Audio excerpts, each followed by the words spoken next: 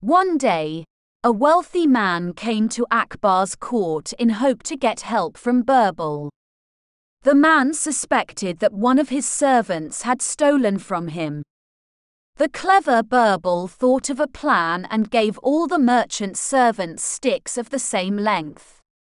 He also told them that the stick will grow 3 inches by tomorrow if they were the thief. The next day, all the servants gathered around Birbal. He noticed that one of the servants' sticks was 3 inches shorter than the others. Birbal immediately understood who the thief was. The thief had cut the stick shorter by 3 inches as he thought it would grow 3 inches. Because of this, his guilt was proven. Moral of the story: the truth will always come out one way or another, so better to be truthful from the beginning.